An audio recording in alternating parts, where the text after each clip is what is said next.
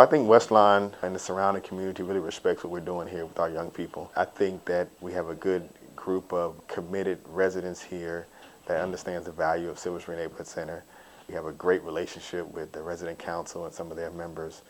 Well, I think the big thing for me is that the challenges that they're facing are substantially more difficult than what I've had to come up with. And I grew up in poverty, a single family household, and we as adults sometimes think that we understand where they're coming from, but really we don't. They have some pressures that we didn't necessarily have to deal with.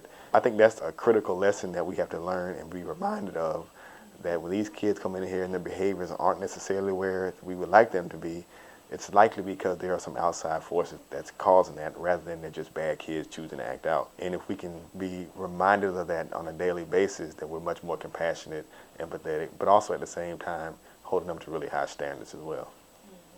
People that was doing not the best in school that joined our leadership club, and at that point, can we just get them through high school?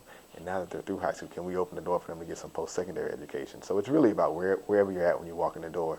You know, we just want to build a relationship with you and help you to reach your goals. I am the social development coordinator for the teen programs. We have a teen leadership group. Being a part of that group, we offer free driver's ed, contingent on their grades and stuff like that. In that program, every year we take a historical Black college tour.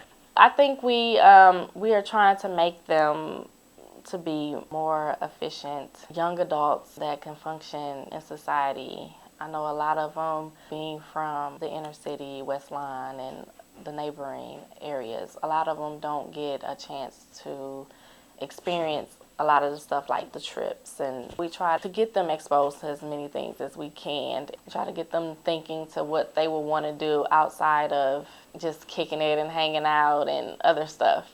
I know we had UWM.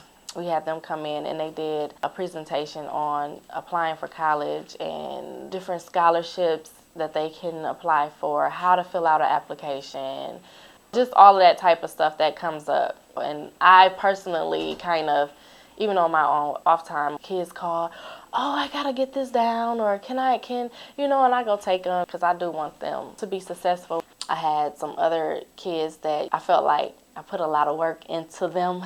And you would think that, oh, okay, even if they don't go to school, I have to get them to do something. But they end up going to school and actually liking it. So I try to think of, even though it's long and tiresome sometimes, that I do make a difference.